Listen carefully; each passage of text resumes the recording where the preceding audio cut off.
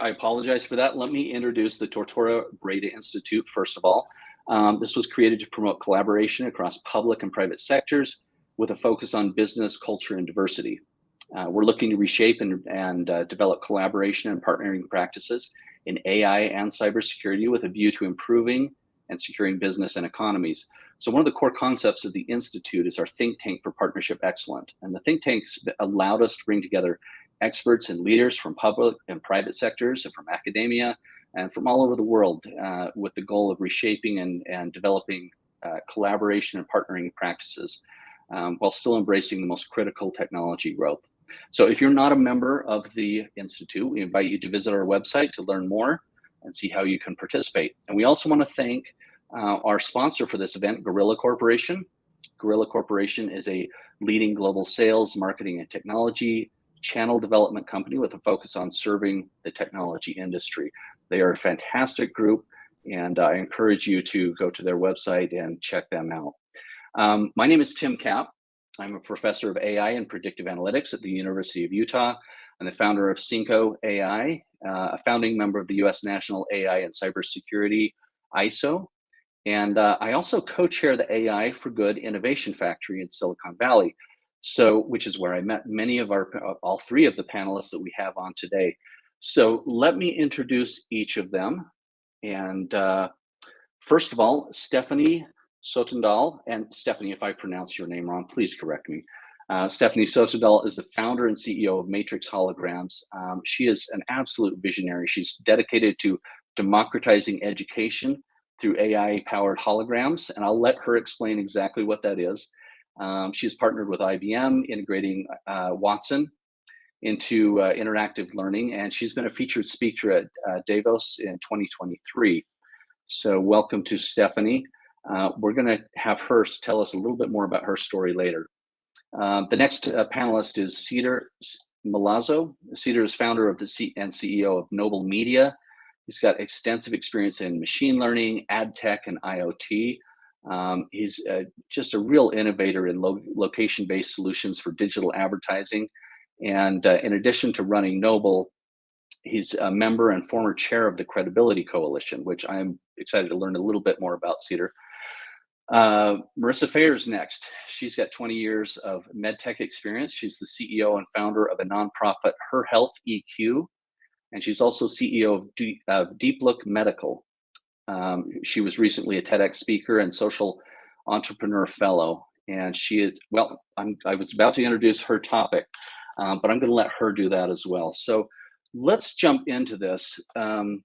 We want to have a discussion today about how AI is being used to approach or address some of the world's biggest problems, and that's a very broad topic.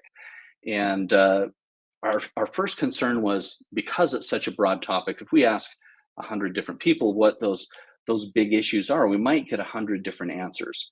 And so rather than try to come up with a prioritized list, because we all might come up with a different list based on gender, region, economic status, race, whatever it might be, we have all different lists. Rather than address a list, we wanted to introduce the panelists today, show you what they are working on in particular, and dive into their story so you can see the journey that they had along their path, and possibly identify patterns between them that will help others and inspire some of you to do the same thing.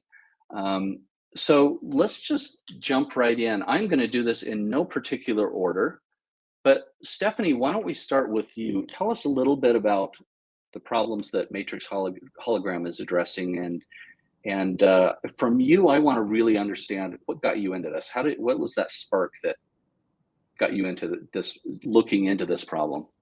Sure. So at Matrix Holograms, we are democratizing education or individualized learning that is reserved for the top 1%, meaning students that are in boarding schools and private schools, and giving that same type of level of education to students in public schools in low-income countries. And we're doing this by AI-powered holograms. Now, the reason why I decided to get into artificial intelligence is because right now, not only are we at the forefront of the AI revolution, but we're also at a perfect timing to be able to implement what before used to be a service, which is tutoring one-on-one, and it can now be a product to be distributed at scale. And that is the beauty that we have going on with artificial intelligence and technological innovation, is that we're now able to provide services at scale without them actually being human-made tasks.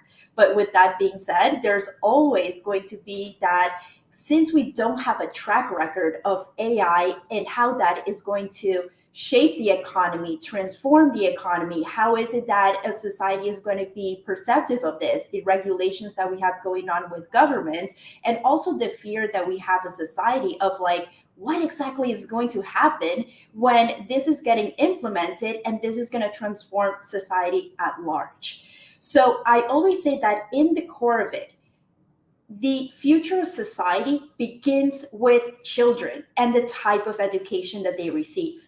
And right now we have, after COVID, students are at risk of losing 13 trillion in their lifetime in wages, according to UNESCO, as a result of the setback that happened due to COVID-19. Now, tutoring is the most expensive form of learning, but it is the most effective.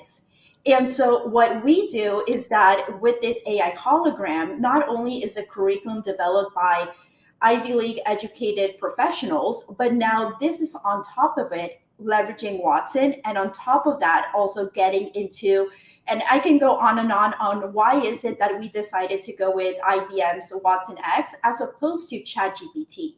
But that is a conversation within itself. But I will just keep it very short and say that the main reason why I decided to venture into this, there is two major events that happened in my life that led me to have that passion to really go after what is going to really innovate and help society go to that next level through education, right?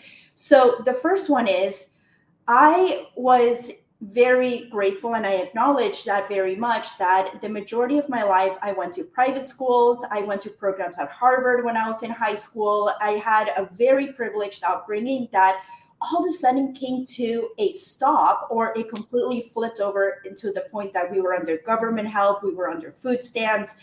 It was just a 180 flip that I would say I needed that experience to see both sides of the world.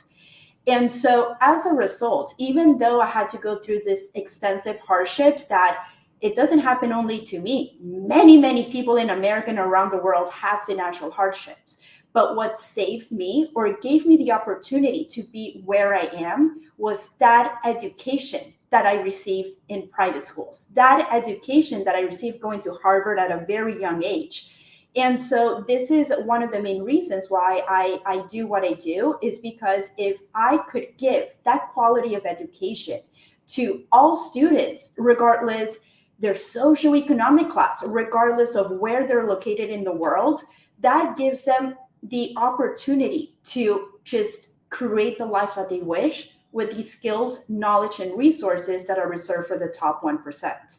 And then the second one was, I have over 14 years of experience in education, whether it be through administering tutoring centers, being curriculum developer, being a tutor myself. And one thing that I was number one, it was, and this is the precise moment when I realized that education should be democratized. And that is when I was an inner city teacher, how do you call this, volunteer at an after school. And this was the first time that I saw public school education in that light. Students in 5th grade could not add or subtract fractions. They couldn't even understand the words that were in paragraphs. So how is it that they can comprehend literature if they don't even know the vocabulary words that are presented in a sentence? So right after that experience, I went over to a student of mine who went to private school, family lived on a private island, and it was just that harsh, complete, like two ends of the world that was presented within a span of 4 hours, that day is when I said to myself, this is completely unfair. And how is it that we can be able to provide that service that only the top 1% can afford this type of service? And that is when I became with the idea of the AI hologram. So That's awesome. yeah. Great. Well, if any of you doubt Stephanie's passion, I encourage you to go on her LinkedIn site and you will see, we were just discussing pictures of her. She is not only the CEO, she dresses up in the costume, she becomes one of these tutors. And so she is leading her own team, and it's just fascinating what she is building. We're going to get more into that in a few minutes. Cedar, we're coming up on an election cycle in the US. And around the world, Cedar has an absolutely fascinating story about what his technology. I'm going to let you just introduce it so that we get it right. Yeah, I mean, you mentioned the election cycle, but actually, there's an even bigger issue right now, which is the conflict in Israel, and even still ongoing, the conflict in Ukraine. And as everybody is probably aware, the internet is everywhere, is kind of awash in misinformation, propaganda, all types of just kind of content out there that may or may not be true. It's really difficult for people to understand the reality of the situation. And our goal at Noble Media essentially was to try and crystallize the content that's actually high quality, legitimate journalism, and actually is, kind of fact-based, credible, and trustworthy, and allow that to kind of bubble itself to the top, make sure that, quality news journalism outlets are actually getting funded correctly, essentially through advertisements and things like that. So essentially what we're doing is we're using AI to kind of rate content online for trustworthiness and credibility. It's our view that without a clean information ecosystem, nothing online means anything, right? You can't tell if something's real or not. You can't tell if a problem is real or not. And we're talking about, all these problems in the world that need to be solved by, whether with AI or something else. If there's disagreement on whether there's even a problem, I mean, take climate change as an example. If you don't know whether that's really a problem or not because you're being fed misinformation, how are you actually going to get people to actually get on board with solving those problems and doing the hard steps necessary to actually, make the world a better place? So for me, when I kind of realized, it was about the 2016 election cycle or so, looking back 8 years, I guess now, I realized how bad of a problem this was in the world. At that time, everybody was talking about fake news and misinformation and things like that. Depending on your political stripes, it was one term or another. But the reality was there was a lot of that going on everywhere on kind of all spectrums politically. At the same time, there was things like I don't know if people remember back in 2016 in India, there was actually rumors spreading around on social media about people who were traveling through small villages and abducting children. And what ended up happening was that travelers going through the area were actually killed because they were there and because people thought that they might be child abductors just because they happened to be, reading something on Instagram.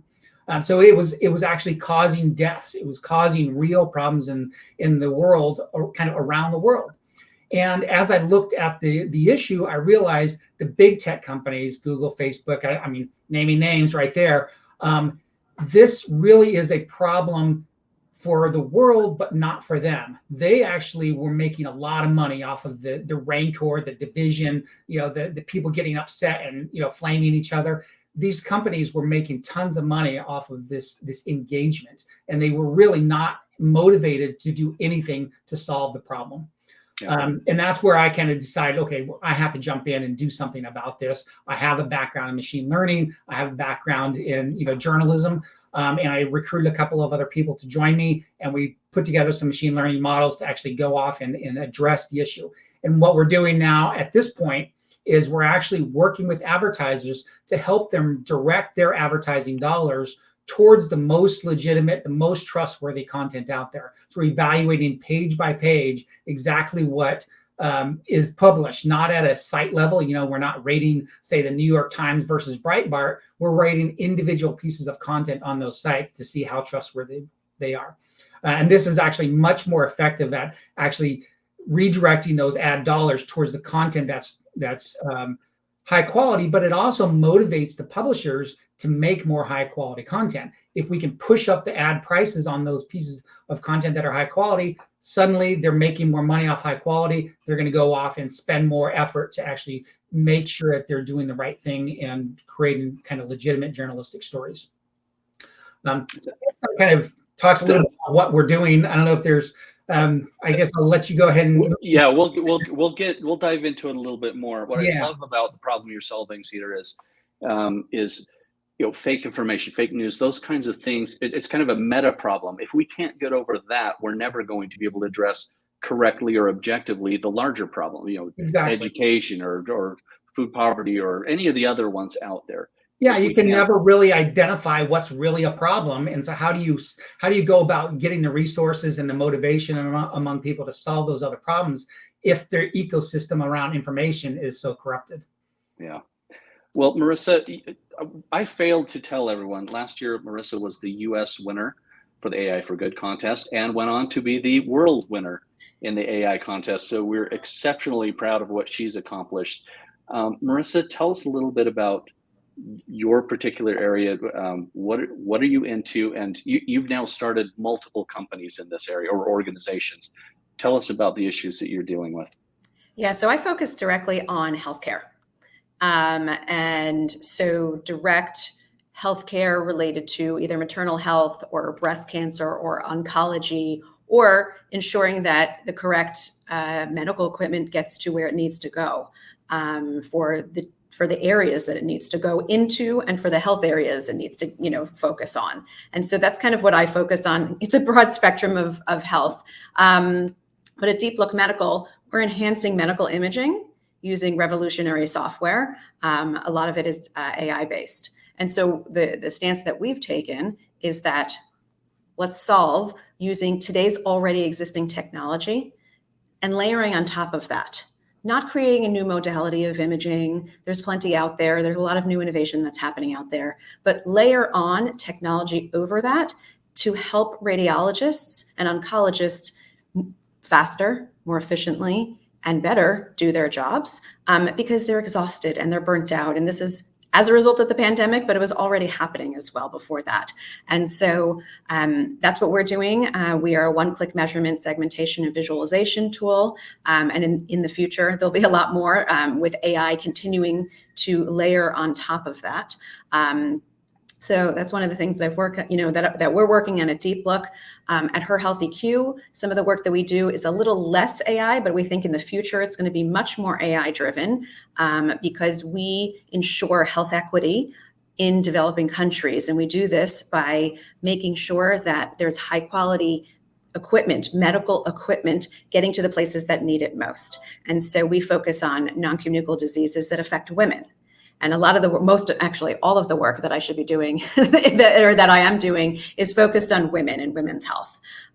Because women are, and Stephanie was talking about this, women are the ones that are pushing education to their families. But if they're not healthy, they're not able to push the education to their families. And so they need to be healthy in order to use the tools that Stephanie's developing. And so these are the things that we're working on, both at Her Health EQ and at Deep Look. But everything kind of that I focus on is very much women's health. And the stance that we take at Deep Look very especially is that use what's already there and build on top of it. There's so many people that are creating things that are new, that are novel. And we always have to think about how do they get implemented? And healthcare is a very particular, it's a very particular space because you're dealing with the health of people. Yeah. And it's a really hard area for technology to be adopted. But when it's adopted, it's loved. And you have to get over this adoption hurdle. And, everyone's been talking about how AI, how is it going to be built into healthcare? Well, it already is, and it has been. And now there needs to be the continuous incremental steps on top of that. And that's very much what we focus on at Deep Look. Well, the strides I've seen in healthcare, literally just the last few years. I mean, it's been there for a while, but some of the strides we're seeing in radiology, and I was speaking with someone that's doing Alzheimer's diagnostics over the phone using AI, and things it's just astounding what can be done, what the opportunity is. And I think we also have to think about when we talk about healthcare, we need to think about the levels of AI. Yeah. Everyone thinks AI is just ChatGPT and it's, generative learning and, all of these things, and it's going to replace us. We've all been doing AI for 10, 20 years. Let's just be clear. It's been at a lot more basic of a level, which is why we're talking about, layering on these different layers. But AI has been around, and healthcare is really, the technology that's been coming out it is AI. People forget it because they only think AI is ChatGPT, which is not. That is one segment of AI, and I think like that's what also we need to educate and reconcile when we're talking about AI and when we're talking about the different levels of it. Thank you. Okay, each of you have started several different organizations, or you've had experience with AI in several different organizations. I want to do something that'll be kind of fun, I hope. Let's kind of show everyone the back kitchen, or the mess that's made in the kitchen as you start into this, because every AI company I know, they jump into this, they're excited, they think AI can do everything. And then we jump in and immediately start facing issues. And so, Cedar, why don't we start with you? What happened when you kick this off? You're all excited about it. You start into this. What problems did you immediately face, and what did you have to deal with? Yeah, absolutely. Thanks, Tim. Well, the first step for me when I started looking at this was figuring out if I could actually identify misinformation and kind of separate it from high quality journalism. And to do that, basically, I looked at some online corpus of conspiracy theory articles and things like that, brought those in and actually built out a model around that. And it looked really great. It was giving me 80-90% accuracy on my list of articles and all this. And so I was really excited about it. That's what kind of motivated me to continue on. But when I put it out there in the real world and started actually looking at content that was just coming across on the news feed, it failed miserably. And it was probably getting maybe 50 to 70% accuracy rates. And I realized pretty quickly that, first off, the biggest part about any AI project is going to be your training data. And I think probably all the other panelists here will agree, having good training data is going to be the most essential piece of any AI project. And so I began kind of gathering more and more data and improving things. But I kind of got stuck at about a 80%, 85% accuracy rating. And that's where the light bulb kind of hit. And at the time, I was really looking for identifying misinformation, toxic content of all types, right? And that's such a huge problem. There's so many different types. There's so many different styles. And so I flipped it on its head and actually started looking, okay, what about high quality journalism? How is that different than all the rest? And suddenly it's more manageable problem, right? It's something you can actually look at some of the AP standards or other things and look at, how do actual trained journalists write articles and how do they use linguistics and rhetorical devices and things like that? How do they use psychology in a way that's actually legitimate, unbiased, and so on? So we're able to flip the problem on its head, start over, and actually get up to 95% accuracy rate just by kind of changing the approach. And it's really looking for that high quality stuff that actually is kind of the big change for us. So I would encourage people who are starting off to really look at the problem from multiple viewpoints. Don't just go with your first idea of, okay, I want to identify misinformation and therefore I want to do this, right? Don't limit yourself to one solution per se when you can achieve the same results by kind of attacking it from multiple different viewpoints or from changing your mindset completely. Can I ask Cedar, how long did that take you to figure out? It took me about maybe 6 to 9 months to really figure it out. We were, making gradual improvements on the other stuff, but it wasn't really going to where we wanted to. So it was kind of a light bulb moment when we kind of sat down as a team and really discussed, okay, what are we really trying to accomplish? Why aren't we able to kind of get over this hump?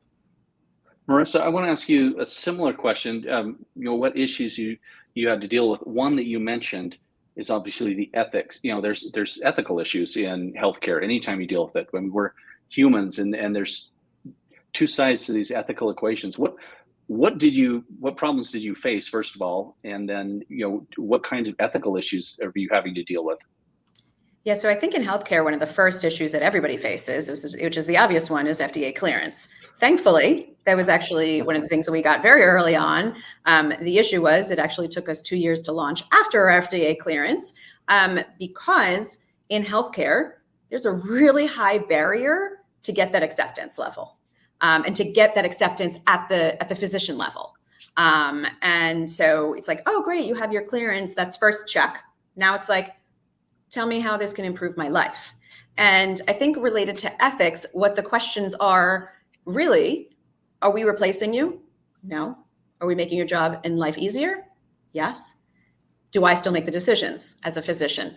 Yes. And I think that's kind of the barriers. And when you're getting into healthcare, listen, I'm all for technology. Am I ready to have somebody where I don't know the data set and training set come in and tell me, oh, surprise, you have cancer? No. I would like to talk to a human and 5 of them to make sure that that's correct. Not to say that it's different, but there's a difference between having for all these years, doctors tell you this, and this, and then all of a sudden somebody replacing the doctor and saying, nope, this is the decision. So the barriers to entry, especially for AI in healthcare, is you have to start with help and information. Then you eventually get to decision support. And that's just support. That's making a recommendation to the physicians, but it's not an actual decision. They're still taking a decision. And then eventually we'll get to an actual, decision and decision confirmation. And I think like it's also just the natural tendency of acceptance for any technology. With healthcare, it's obviously very different and specific because you can't jump some of these levels. You can't go from having nothing to having everything at a very high automated rate because you're dealing with people, you're dealing with people's health, you're dealing, with a practice that's been going on for hundreds of years. And, we can see that it took 10 years for the 3D mammography system to be implemented. And I was on the development team and launched that. I've been out of the company for over 10 years. And only now in the past, 1 or 2 years, has it been fully covered by all insurance companies. And that's still sometimes a fight. So I think it's like, you have to understand there's a really large adoption to get to newer technologies, and FDA clearance is just the first one. Radiologists and oncologists and physicians in general, like they've studied hard and we rely on them for this information. And we still want them to be part of the process as humans because this is all still so new. And when we're talking about AI and tech, like you don't know the training set that it's been tested on. And that's a huge barrier. And Cedar was was talking about this. Like you need to make sure that the data that's fed in is the correct data. And this is where a lot of the physicians and the healthcare companies start getting pushed back because you don't know where it's from. And it needs to be verified and validated and have ground truth. And these are all the multiple levels of even getting to a commercial product that can actually start being used. And it's a long adoption process. Well, you and Cedar mentioned the two bookends of the problem that I see. I've seen a lot of companies that we get so excited, and I've done this myself. We get so excited about the AI, which is fantastic technology, but we forget on the front end, if you divide these problems down, it seems to me like 40% of the problem is the data that Cedar mentioned. About 20% of the problem seems to be how do we do it with AI? And then the next 40% of the problem is then how do we get market acceptance? Like Marissa, you were saying, and how do we get through the rest of the human barriers for acceptance in that? And it just seems very consistent that's kind of, I love setting that expectation for my students that this is not really just about AI. Just because you can do the mathematical models does not make a successable business. Yeah. So, and you also have to create something. Yeah. You wanted this to be a discussion, Tim. Here we are. Yep. You have to also make a solution that like people want. Like, let's just think about that. Like, you could be sitting there doing the coding, and doing all of this. If it's something like pie in the sky, like if it's up here and like things down here haven't been adopted, it's a really big jump. So like, let's start taking those incremental steps to get to the higher level and make the solutions available like that could potentially be adopted and could be stepping stones to the future, because we have to understand everyone's not there yet. And Tim, just on your 40-20-40 thing, there are so many tools out there now that are being developed and are available off the shelf. I mean, you can go out and create a model with very little effort. It's all about the data. It's all about the problem in the market. I mean, realistically, to me, if you have some technical background, you can go build an AI model. Is if you know that the data is correct, you're set to go. So I mean, I would almost even say it's more like a 45-10-45 ratio. I mean, and it's becoming easier and easier to build these AI models every day. Hey, we have a couple questions I want to. Oh, sorry. Go ahead. Yeah, no, I'm just going to add very quickly is that one of the main reasons is precisely that why we decided to go with Watson X. And that is because we have control over where the data is scraped from. ChatGPT is open source to the entire internet. The way that they also train their data is, excuse me for saying this, it is biased.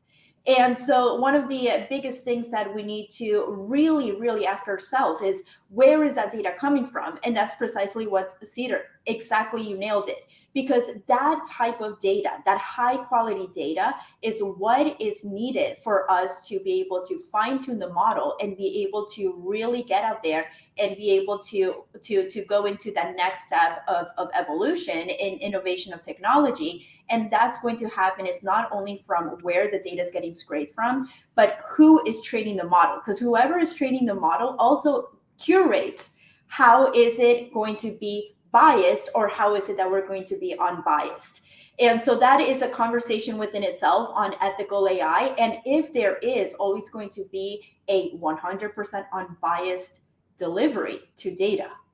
But that is a very, very extensive conversation to have within itself, but definitely wanted to add that where the data is getting scraped from and how we are limiting the model to what academic websites, what textbooks, what information is out there is going to be the most high accurate so that it can get trained on.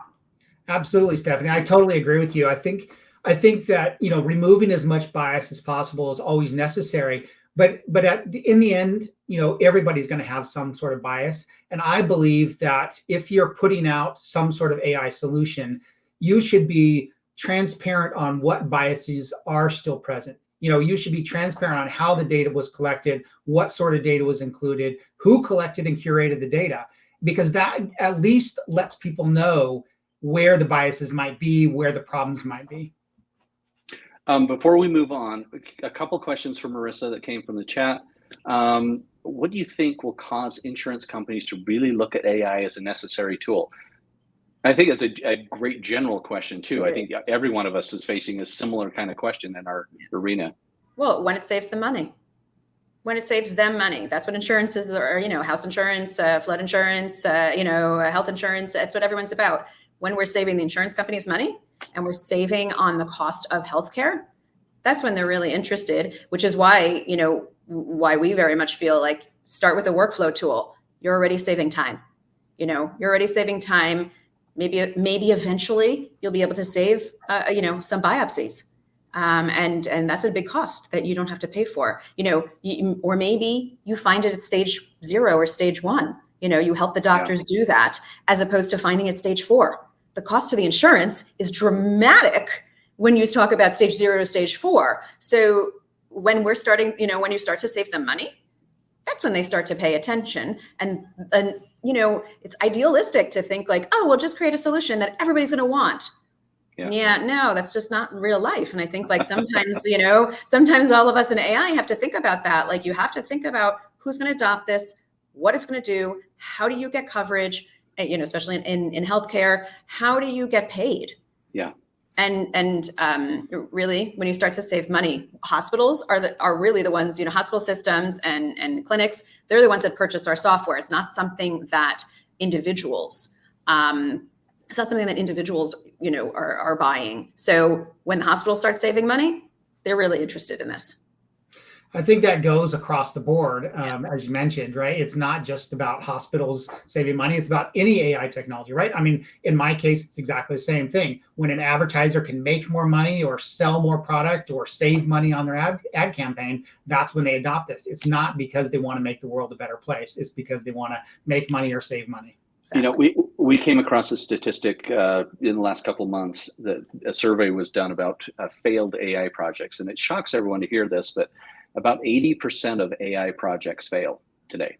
For sure. And we started looking at the reasons why, and it's exactly what both of you were just saying is the issue is that if you're just doing AI for fun or the technical reasons, it's going to fail. If you don't understand the business reasons or how it applies to that organization's strategy, it's going to fail. It was strategic failure, not technical failure in most cases.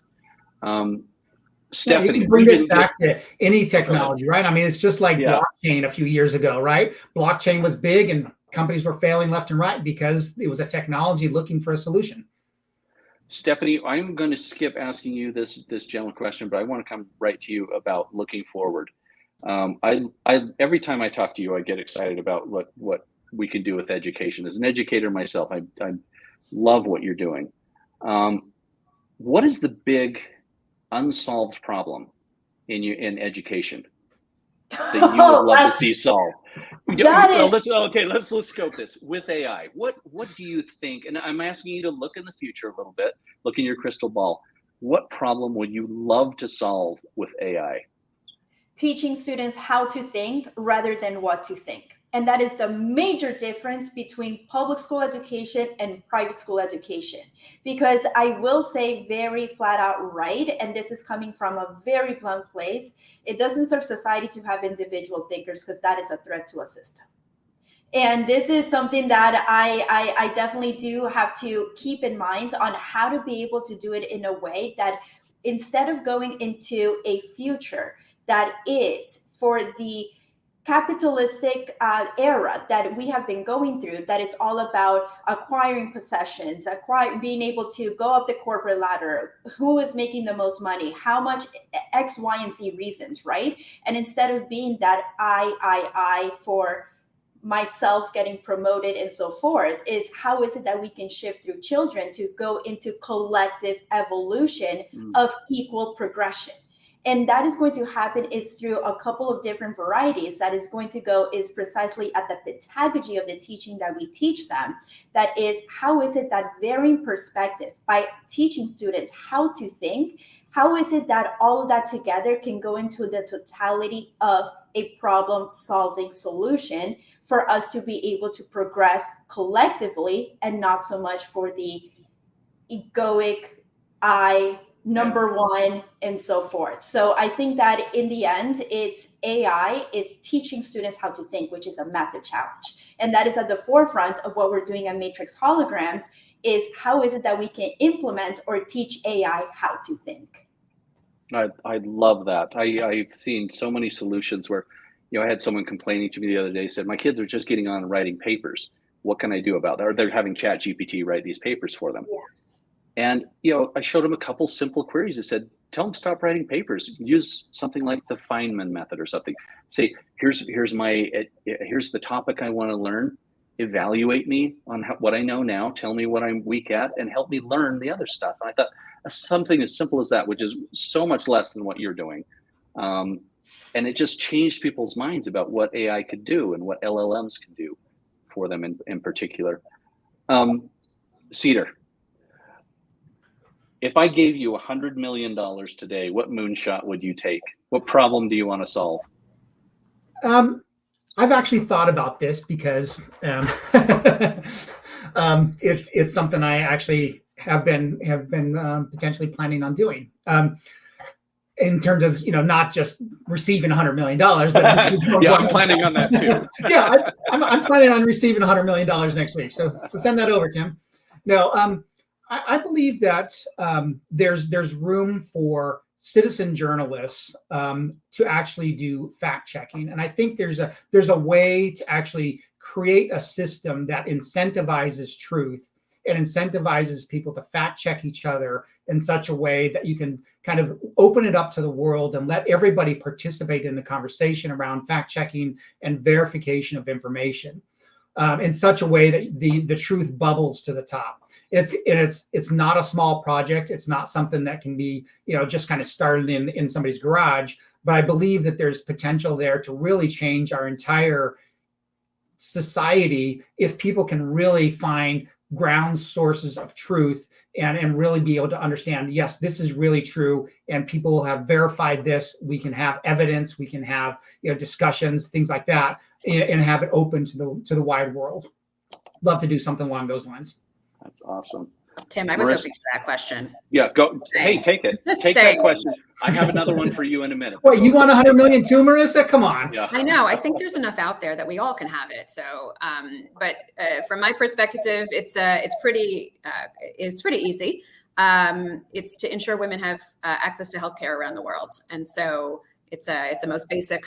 It's a pretty basic thing, but making sure that there is access even to basic healthcare around the world for women. That's first and foremost, but making sure that the most important technologies are there and out in the world, like that's important. And we need to fund women's health. We need to fund women. We need to fund women leaders. We need to, we need that money to be able to do it. And that's exactly what I would do with it. And if it was mine, I could probably spend it in less than a month if I had to. And I could. I know exactly where it would go. Marissa, I'm going to ask you another question, and this is the conversation we have to have, not the fun conversation. What role do governments and policymakers play in regulating the use of AI? So I'll just throw that out there and let you answer that. Yeah, it's a continuous question that we keep having, obviously, in healthcare. There needs to be rules around it, but they need to be, I hate to say this, not government rules. They need to be like realistic industry rules. And the government, especially the FDA, needs to work with the government. And I know that it needs to work with industry. And actually, I know that they are. I've been involved in some of those conversations. So there needs to be regulation around test data, where it's coming from, that there is ground truth, that it has been verified, that it is diverse, that it's not just looking at white women or white men. It's looking at all types of people from all different geographies. So I think that's really important because healthcare and health conditions vary dramatically based on gender, based on every other factor. And we need to make sure that the data, it's applicable in education, it's applicable in advertising, it's applicable everywhere. So the government needs to work with the companies to do this. And I hate to say this because I'm not massively a big company person. I left that a long time ago, and I'm sure I'll go back and I'll regret saying this, and it's recorded. So, but I think that the government needs to also work in addition to with large companies, with small companies. They need to understand there needs to be, there's small companies that can't do what a Google can do. Mm-hmm. You just can't. Like, we don't have the capital to do it. We don't have the access to information. There needs to be almost an equitable access of information. And that's what needs to be out there that the government can regulate. And then the companies kind of do what they want. And then obviously, for each industry, there's certain amounts of regulation that goes into it. FDA is starting to come out with some rules around AI, which is wonderful. It needs to be faster. So a lot of companies in healthcare that have AI solutions are not getting cleared because nobody knows what the rules are. And they're making suggestions that then people are amending to, and then those aren't the ones that are being actually implemented. So it's a hard cycle, and there actually just needs to be a little bit more work and focus on it. Yeah. So Cedar, you're dealing with the same thing. You're dealing with, there's nothing more fundamental in human rights than freedom of speech, I would think. But you're having to figure out a balance. So how do you do that? Yeah. And again, the same question, what role does government play?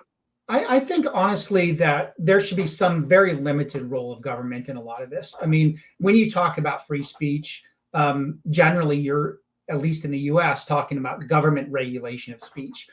You shouldn't be talking about, can I post a particular thing on Twitter or whatever, because that's owned by Twitter. They can choose whether to promote something or not. It's up to their terms of service. To me, government censorship is a big no-no. There should be no rules against what you can say. However, that doesn't mean that you should just allow everything on your platform as a company, right? There's a big difference between the two. To me, though, government should be, back to what Marissa was saying, government should be regulating the data collection. I also think that they should enforce or put some sort of regulation around who's compensated for the data. I mean, you look at OpenAI and ChatGPT and these guys, they're scraping data from people around the world who are not being compensated for that data. And those people are then being kind of left out of the loop in the future, right? I mean, think about artists, right? If you have your art scraped, somebody can then create a new piece of art that looks just like your style, and you're suddenly out of a job. That's, to me, that's not the way to get people and the general society behind AI creation in the future. So there should be some regulation around how AI companies collect the data and use the data. But I also think the government should actually be funding a lot of these efforts as well. Not, I mean, obviously, I don't think they should be spending money on OpenAI or things like that. But if you're looking at a nonprofit or a startup or an educational institution, and you're trying to solve some sort of societal or social problem, I believe there should be some sort of actual funding from governments out there to help solve these problems. If you're doing something for society, that society should be supporting that. So that's kind of my opinion there. So Cedar, just really quick, two things. So number one is you're absolutely right about how is it that the public is going to receive AI correctly if we have companies like ChatGPT that are being disrespectful to the copyrights of those people that they're scraping the data from. And that holds a big responsibility for these companies that are in that leading front based on the capital that they have, based on already the implementation that they have. The APIs are being used by X amount of other tech companies in the world and so forth. And that is precisely it. It's the reputation that a company has is very important. And that is also something that one of the reasons that I keep bringing it back, because we decided to take a completely bold step and go at a completely different angles. We're one of the first companies to, actually, I think that we were the first company to implement Watson X into our AI. And with that, it's also about, apart from that part of the generative AI holding the reputation for the hallucinative properties being set to zero, because that's also something else ChatGPT does, is that it can hallucinate and it can craft and it can give out information that is not factually available. For us, it's about, we're honest. We say, we do not have that information yet. That question reaches us, we answer it on the spot, feed it back to the student, and then store that in our database for future use for any other student that's going to ask that. So our hallucination properties are all the way down to zero. And so something else as well is freedom of speech. That is a huge one. That is, think about it this way. If we control the information, the education that is coming into a person's, into an individual's mind, that is the toolbox that they have to form opinions. So at the core of it, what is the origin of freedom of speech? Because if we are controlling the information that is going into students, is it really freedom of speech, or is it controlled or selected words for freedom of speech? Listen, really right. I think hallucinations are a big, I mean, obviously in my space, hallucinations from these AI tools are a huge problem, right? I mean, as an example, when ChatGPT first came out, I asked it to write a biography for myself. And it wrote a really great biography for somebody like me. It obviously wasn't me, because it mentioned schools I never went to. It mentioned companies I never worked at. It said I was in sales and marketing, not in technology. You can't just trust this information. You're absolutely right, Stephanie.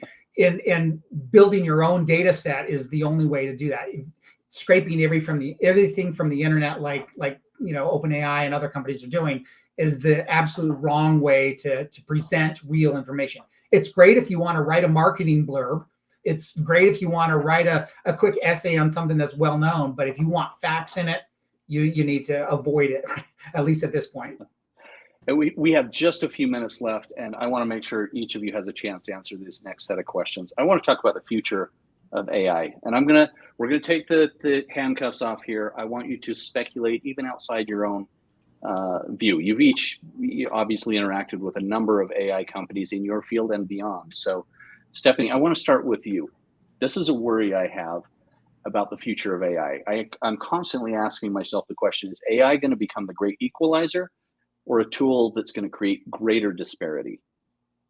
What do you think about that? I mean, tell me your thoughts on that, and then tell us a little bit about what you think the future of AI is going to be. Feel free to think 5-10 years out in the future. I want to know what's going to change in the world. You're on mute, Stephanie. So we are at the forefront of the AI revolution, and it all depends on how is it that we are setting the path, the foundation to the future, because it all starts on the decision-making processes that we're making as companies, as governments, regulating AI, because later on in the future, if we decide to embark on a path that it can either be for the goodness, or it can also be, of course, there's a lot of threat, a lot of fear that is going around the implication of AI into our society. And that is because at the core of it, there is a threat to the survival of many civilians that their jobs can get replaced by AI.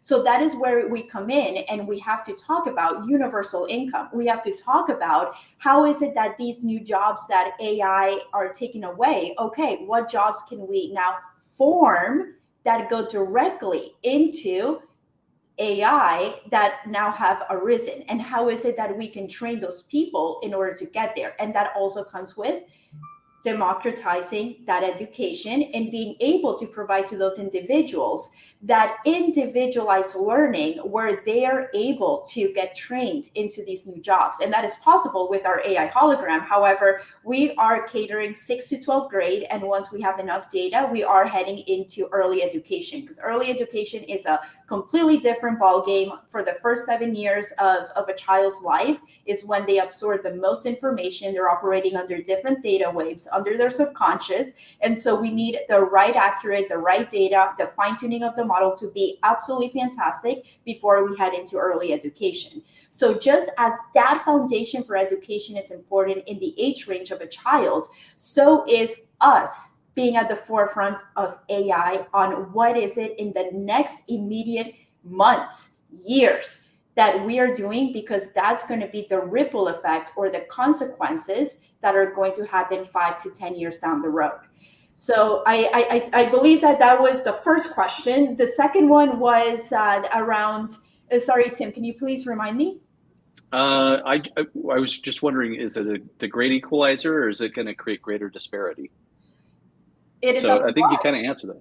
Yeah, What's it's up to us. It's up to us. It's up to corporations. It's up to regulators. It's up to the government. It's up to us on is it going to despair us, or is it going to unite us and make us better?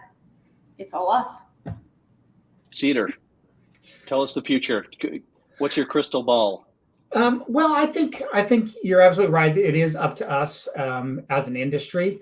I think there's a lot of great efforts out there to find ways to use AI in ways that help the world. I mean, there's projects out there to how to use energy more efficiently. There's projects to identify trash floating in the ocean and find ways to clean it up. There's lots of things out there that are really kind of in global, kind of finding global problems and trying to fix those. I think there's plenty of bad examples out there as well. I mean, the fact that deep fakes are becoming easier and easier to use is a huge problem. And that's going to contribute to kind of a misunderstanding of what is reality, and being able to manipulate reality is going to be real problematic. So we need to find ways to control that now. Otherwise, we are going to end up in a world where nobody knows what's real anymore. You could have videos of yourself out there saying exactly the opposite of what you actually believe, and nobody can tell the difference. Those sorts of things, to me, are things that tech companies are building now because they can, not thinking about whether they should be building them. And I think that our industry really needs to slow down and start thinking about whether they should be building the solutions that they're building or not, and whether they should be putting millions or billions of dollars into these technologies that have so many terrible use cases and so few positive use cases. So it's really going to be up to regulation, but even more up to these especially large tech companies getting a conscience and starting to think ethically. Marissa, I had a colleague the other day. Thank you, Cedar, by the way. That's I had a colleague the other day that I've been thinking about something he said. He said, in the next few years, our lifespan due to AI and healthcare is going to dramatically increase. He's predicting 20-year increases over the next 10 years. Is that true in your opinion? And talk about healthcare first, and then more generally, again, what changes should we expect? Yeah. So, I mean, typically I don't think about anything besides healthcare and women. So, I mean, that's where I'm stuck. But, but I think it's true. I think in 10 years, it's not going to happen. I think it's the next generation will have an increased lifespan of maybe, 10, 20 years. I don't think it's something that's going to shift. The big thing that I think is going to happen in the next 5, 10 years, we're going to get further and deeper into personalized medicine.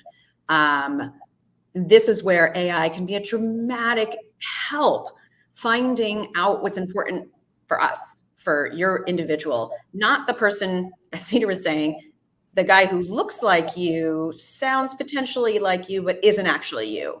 Everyone's genetics are different. Everybody's body is different. There's always something that's different. And that this is where personalized medicine comes in. And this is where AI can be the biggest, best tool for us going forward, which will increase our lifespan. But it's not going to, we're, all of a sudden us with our problems, me at 45, my lifespan's probably at 90. I'm not going to 110 just because AI was invented. Maybe I get a few extra years, and maybe I get a few extra healthy years. That's the most important. It's not the number of years, it's the number of healthy years that you have. And that's where personalized medicine, even like we're talking about personalized, they have it now and I use it, personalized vitamins. That's based on an AI platform, personalized information for every single thing that you have. What's the best working out regimen? What's the best eating regimen? What's the best, living method? All of these things. You do have cancer. Okay, well, great. Here are the 4,000 options available to you right now. It's like trial and error, and then which one your doctor has heard of, and maybe which one you've researched and you bring to them, or where you go. I live in Manhattan. I have access. Somebody else, either in the middle of America or in another country, does not have this access. So that's where AI almost, I feel like it potentially is the great equalizer if it's used for good. And Tim, one of the things that I heard that really stuck with me when at the AI for Good conference was they were saying, listen, we know in this world, any technology, including AI, when it's implemented, 95% of it will be good. All these regulations are for the 5% of use that's not going to be good. And this is where we need to think about it. Putting the rules around the 5% of, bad actors that are out there and letting the 95% of people and companies and tech that's out there do the good in the world, because that's what technology is from. I mean, otherwise we go back to, walking on our horses and not having cars, and, we go back to no technology. So in my world, it's the equalizer for women and for gender. It's the equalizer for access to education. It's the equalizer for access to health. And it's the equalizer for democratization of better healthcare for everybody, regardless of who you are. That's great. Thank you. I'm going to ask one more question. We're going to be extremely quick, 30 seconds each. I want to know what book, podcast, article, research topic, what would you recommend to people viewing this right now to, if I'm someone that wants to solve one of these big problems, give me some inspiration. What should I read for inspiration or go to? I mean, I think it changes day by day, honestly. So I don't have one. I think that's a problem. I think maybe being in these discussion circles and being part of the conversation, because what I say today is influenced by what I've read. What I say in 3 days might be influenced by something else I've learned. And I think it's the continuous learning that we need to keep up with, as opposed to like one individual thing. And it's only because I can't think of one. That's my answer. Actually, that's a great answer. That was my answer, which is you have to be in the conversation, because it is changing. I've never seen a topic change so fast that if you get left out of the conversation or take yourself out of the conversation for more than a couple months, it feels like I'm a year behind now. But Cedar, what do you think? I actually want to put a plug in for an article I read recently. It's by a team out of UC Berkeley. It's titled, let me see if I can remember exactly, Cooperative Inverse Reinforcement Learning. And it's extremely technical, but if you're into machine learning and AI, it's really great description of how to actually align AI system values with human values. And I think it's really, for people who are really getting into the theory of how to create AIs, I think it's really informative. Like I said, it's dense, but it has a lot of great information in there. Stephanie, any thoughts?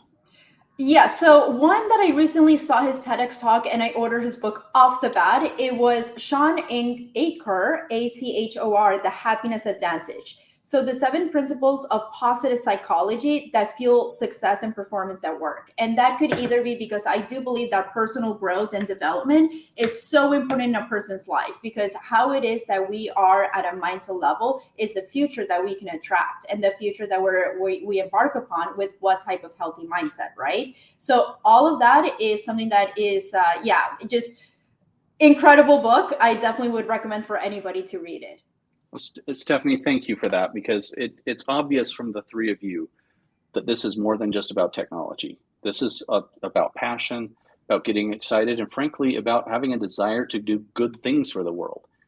That's something I've noticed all 3 of you exude, and why we wanted you on this, on the webinar today. So I want to thank each of you, Stephanie, Cedar, and Marissa.